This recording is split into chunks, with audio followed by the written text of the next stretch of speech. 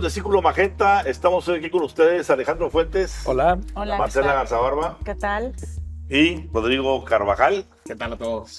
Pues en el último corte del año, por eso lo llamamos aquí corte de caja. Así es. Tratar de hacer un poquito de un wrapping, una envoltura de qué es lo que pasó en este año tan singular, porque primero, pues fue un año en que el primer semestre se concentró casi en su totalidad en las elecciones del Estado de México y de Coahuila, que fueron sorpresivas porque pues no salieron como se esperaban con los famosos 20 puntos de Morena adelante, apenas 8 puntos en Estado de México, Así y es. Coahuila la gran sorpresa del aplastante triunfo de Manolo Manolo, Jiménez la debacle de la 4T. y la debacle de la 4 de Coahuila. Y bueno, pues a partir de ahí se vino el resbaladero completo, porque el lunes, inmediatamente después del domingo de la elección, el presidente Andrés Manuel López Obrador se inventó el famoso juego de las corcholatas. Empezó a destapar a estos personajes que prácticamente, y digámoslo con todas sus palabras, fueron manoseados, utilizados, eh, les faltaban el respeto, no hubo piso parejo de ninguna manera.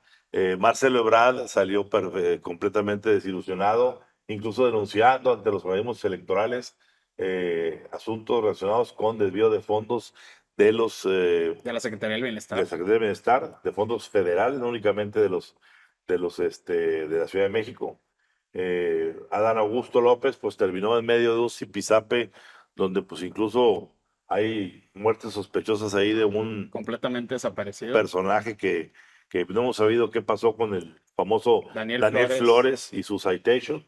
Y bueno, prácticamente Monreal pues prácticamente se hizo a un lado, y la que pues tomó el bastón de mando con o sin pilas, con o sin baterías, pues fue Claudia Sheinbaum. Y a partir de ahí, pues la otra cuestión que se sumó en esas fechas fue la aparición de la que no se esperaba que apareciera, que fue Xochitl Gálvez, una creación original del presidente López Obrador, que en el momento en que empezó a impedirle su entrada, a reclamar su espacio para dar su punto de vista respecto a cosas que el presidente decía de ella, pues no, se le negó el acceso, y esa negativa pues le significó puntos para llevarla sorpresivamente a una candidatura del Frente Amplio Opositor. Y bueno, pues esta también la situación que se dio o que se sigue dando en el tercer partido en discordia, que es Movimiento Ciudadano, en donde Dante Delgado, sí, pues no da color ni naranja, ni verde, ni rojo, ni morado, ni guinda, ni ninguno. Y pues el fracaso en el impulso de la candidatura de Samuel García, el gobernador de Nuevo León, que básicamente lo que hizo fue irrumpir en la escena política, y así como irrumpió, así se retiró, sin decir agua va, sin chistar. Ahora pues tanto él como Dante parecen más hijos adoptivos de la 4T que del Movimiento Naranja. Y cerramos el año lamentablemente con todo este apagón democrático, en esta intentona del presidente de desaparecer los organismos autónomos, los 4 organismos autónomos, el IFT, la CRE, el COFESE y el INAI. Y en todo el año hay un hilo conductor que se huele, que se percibe, que será básicamente lo que venga para el año 2024, que es el ataque permanente para buscar modificar de fondo la Suprema Corte de Justicia. Con esos ataques reiterados, primero por una parte del presidente hacia la nueva presidenta Norma Piña, este fichaje promiscuo, Así es. prostituido, Sí. de Arturo Saldívar. Inconstitucional, dirían algunos. Inconstitucional, exactamente. De Lenia Batres por el otro lado. Y claro, y la postura de poner también de manera indecorosa a una activista morenista, violentando todos los principios del equilibrio del Poder Judicial. Bueno, pues no ha sido un año fuera de la parte, y hay que reconocerlo, en la parte económica, que la parte económica pues no es una cuestión de la 4T, el ambiente en torno a México, la salida de tantas empresas de China, el famoso nearshoring que está llegando. Sí, tocó así en este sexenio. No, tocó así este año. Este año. Este año tocó así y pues ahorita todo el mundo está calladito, feliz y contento porque pues mientras el dólar esté barato, para algunos, no para todos, mientras la inflación siga bajando, lamentablemente las tasas de interés no han bajado lo que deberían de bajar y siguen siendo muy altas y por eso presumimos como si fuera un gran logro el tener la inversión extranjera directa. En fin, Rodrigo, ¿qué dices tú de este año? Empiezo por la parte positiva, que es la parte económica, porque creo que de eso parte la razón de por qué el presidente es capaz de hacer lo que está haciendo. A ver, el presidente tiene dos grandes méritos que le aseguran esta alta popularidad en estándares internacionales, pero no en estándares históricos, porque en estándares históricos es muy similar a la de otros presidentes en la historia reciente de México, que es que uno, implementar una política salarial que por primera vez en 30 años descongeló el salario mínimo. Eso para los deciles de la población más bajos significó un aumento de ingresos muy importante. Y dos, también establecer estos programas sociales que a los deciles intermedios y bajos también les significó un impulso a su renta. A ver, esas dos situaciones mantienen en alto la popularidad del presidente Andrés Manuel López Obrador. Y esas dos políticas solo son posibles porque están antecedidas por 30 años de estabilidad macroeconómica que costó sangre, sudor y lágrimas administrarla. Es decir, si hoy México tiene una situación muy diferente a la de Argentina en términos macroeconómicos, es porque se hizo un esfuerzo de 30 años que costó muchísimo en términos de crecimiento, en términos de pobreza, y que hoy quien está recogiendo esos frutos es el presidente López Obrador. Sí, pero hay que ver una cosa que es muy importante, lo digo, que es, si bien es cierto perfectamente lo que estás diciendo, también es cierto que el presidente desmanteló los famosos fideicomisos y se gastaron en gasto corriente todas esas cuestiones. Y segundo y muy importante, las obras insignia y los gastos que estuvieron haciendo son gastos que ninguno correspondió al presupuesto asignado, ni siquiera una variación del 25%. El mínimo que sobrecosto son 100% uno hasta 300% el otro. Entonces, el último, que fue el 3 de mayo. Sí. Entonces, viendo estas cuestiones, sí, si bien es cierto, las cuestiones, ¿qué está en manos de la 4T? Bueno, ese es mi punto. A ver, dilapidó en un sexenio el presidente López Obrador el espacio fiscal que se tenía. Mucha gente se pregunta por qué el presidente es popular si la tasa de crecimiento de PIB per cápita al cierre del sexenio va a ser 0%, precisamente por esta política salarial y por esta política de programas sociales que solo se va a poder implementar en esta administración, porque la presión fiscal de los siguientes sexenios no te va a permitir hacer eso. Pero dicho eso, con ese bono económico que tiene López Obrador, pues se ha aventado a decir, bueno, yo tengo la capacidad de renovar la administración pública por completo, enviando esta iniciativa de desaparición de órganos autónomos. Y pasando también al parte de lo político, porque estamos hablando de un corte de caja, realmente para mí el 2023 fue el año en el que se consolidó la coalición que realmente detenta el poder en este país, que es la coalición del ala radical de Morena, junto con el entorno familiar del presidente López Obrador, específicamente el ascenso de Andrés Manuel López Beltrán, el hijo del presidente, como el principal operador político de la 4T. Para mí esa es la estampa más significativa de la 4T en este año. Marcela. Yo creo que en este año se acabó de evidenciar el mugrero que es la 4T.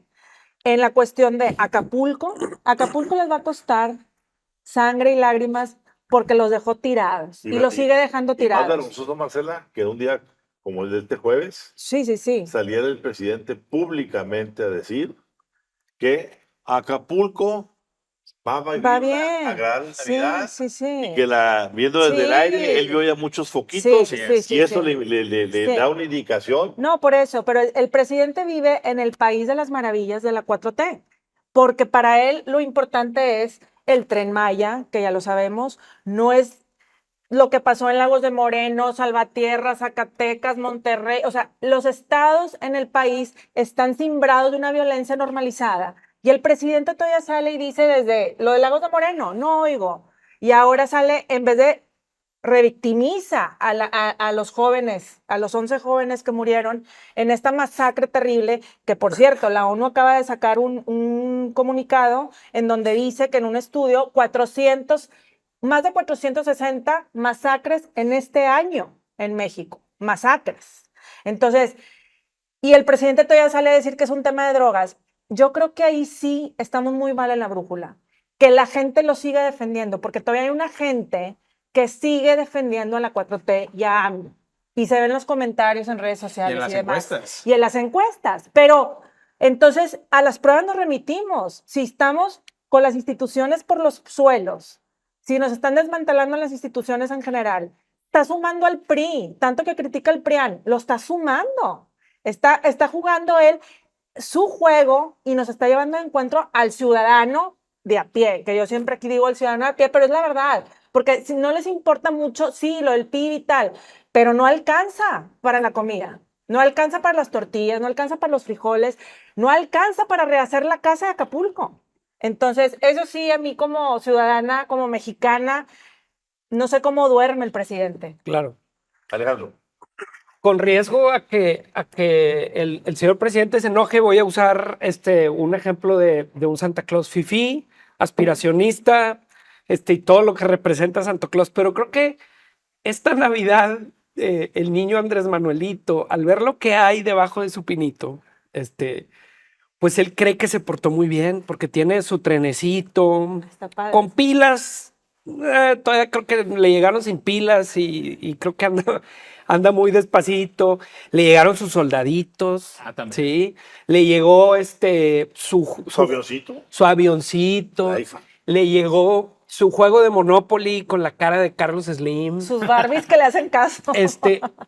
Creo que muchas de las cosas que pidió Andrés Manuel que se le concedieran este año, se le concedieron o se le lograron en su parte, en lo que él busca políticamente, porque sí tiene enfrente una oposición totalmente dividida y debilitada, que es lo que él quería construir desde un inicio.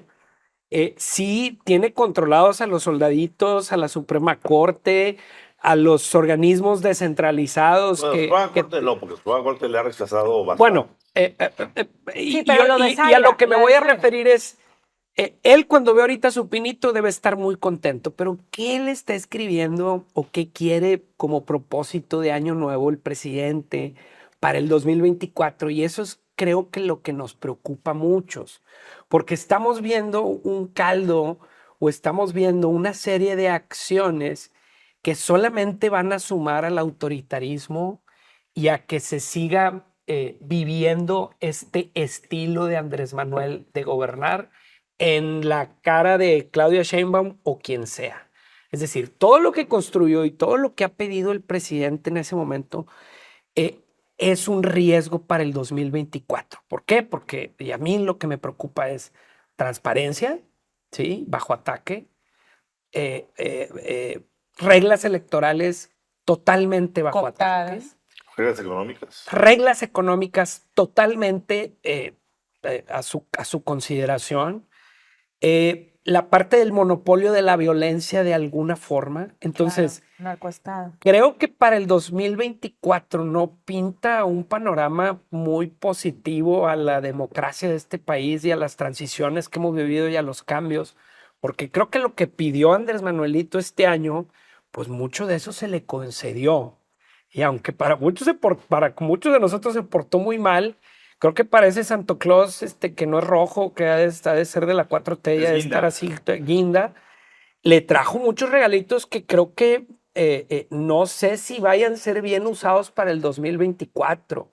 Y yo pondría eso sobre la mesa. Aguas con lo que se le concedió a Andrés Manuel en su lista, porque va a ser un reto para todos. Rodrigo. A ver, creo que es importante hablar también de lo que no se está viendo. Y hay para mí dos grandes tendencias que van a definir lo que va a ser el 2024 y los años venideros. Uno, por supuesto, la relación con Estados Unidos.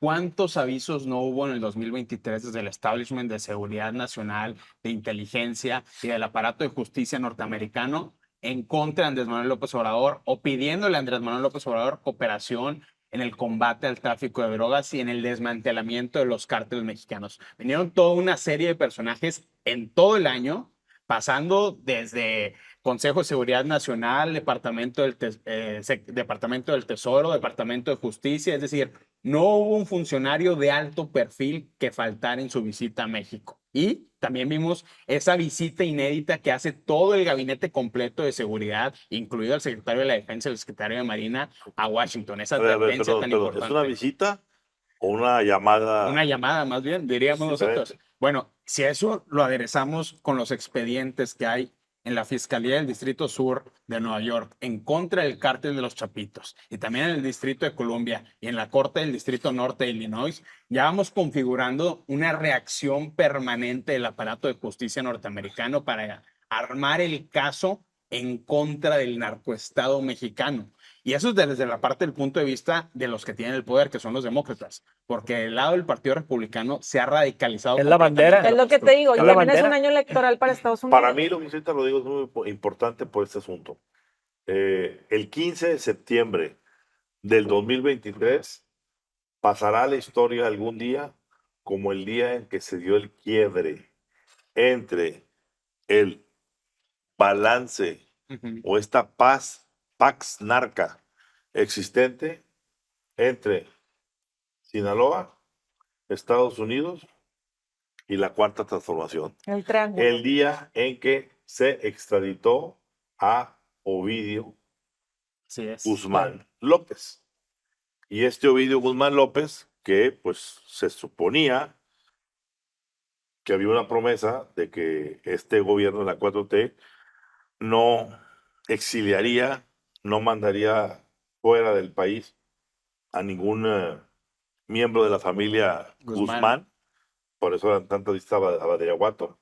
Ya, pues ya no hay pretexto para ir a Badiraguato. La mamá del Chapo ya descanse, como quiera que tenga que descansar. Y vamos a empezar a ver en el arranque del 24 una refriega tremenda. Pero tremenda es tremenda. Y aquí lo pronostico.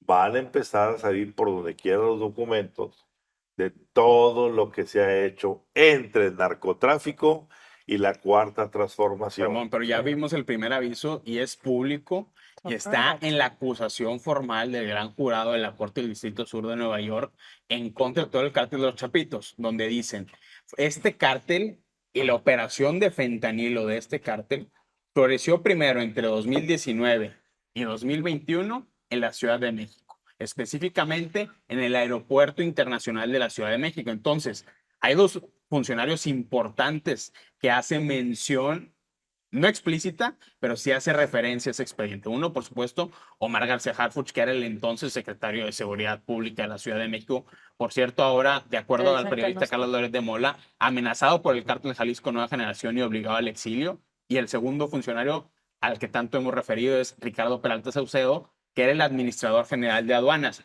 porque la conexión con Ricardo Peralta Saucedo todavía es más explícita en el expediente, porque los fiscales hacen referencia a que uno de los hermanos de Ovidio Guzmán presumía su contacto en aduanas. Es decir, ya están mandando los mensajes desde Washington de que hay una colusión, no en el mediano nivel, no en el bajo nivel, sino en el más alto nivel del aparato de justicia y seguridad e inteligencia de la Cuarta Transformación.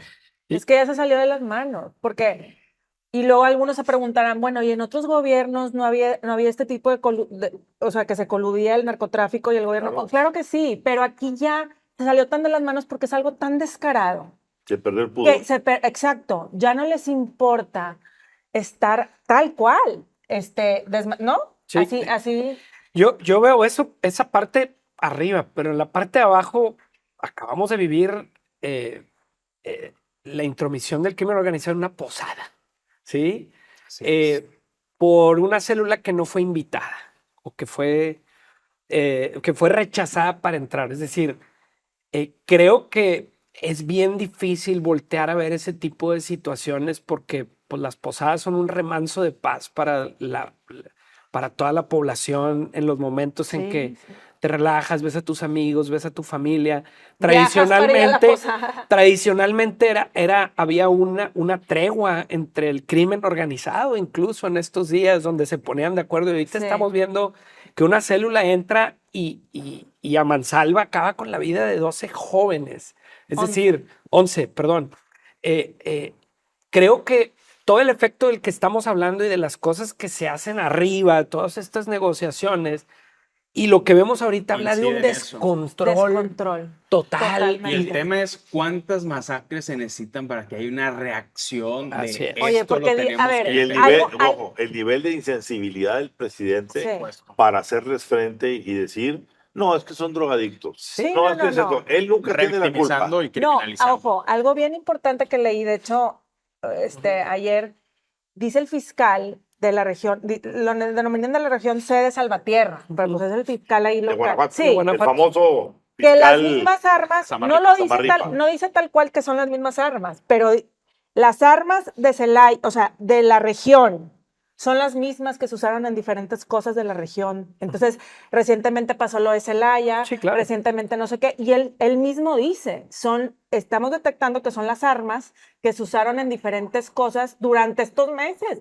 Entonces, andan por la libre los criminales sin repercusión alguna, revictimizando y toda la gente enfocándose en qué fue el motivo, por qué. Pero el motivo sí, pero ¿dónde están los responsables? Sí, O claro. sea, en otro lado, en una Nueva Zelanda, por ejemplo, en su momento cuando fue la masacre de Christchurch, o no nos vayamos tan lejos, aquí al lado en el país vecino, pues dan con los responsables, a ver, agárrenos, o sea, emboscada, a ver por dónde. Aquí los dejen sueltos, Claro. vámonos. Se nota que están coludidos, se nota. Y eso sí, es algo, como dice Alex, es algo que en los jóvenes, o sea, aquí abajo, imagínate en una posada donde viajaron jóvenes Claro. para ir a esa posada con sus amigos, A ver, inocentes. yo lo que concluiría dentro de este ajuste de cuentas, este Corte. corte de caja que estamos haciendo, es que este fue el año del fuera máscaras para el presidente.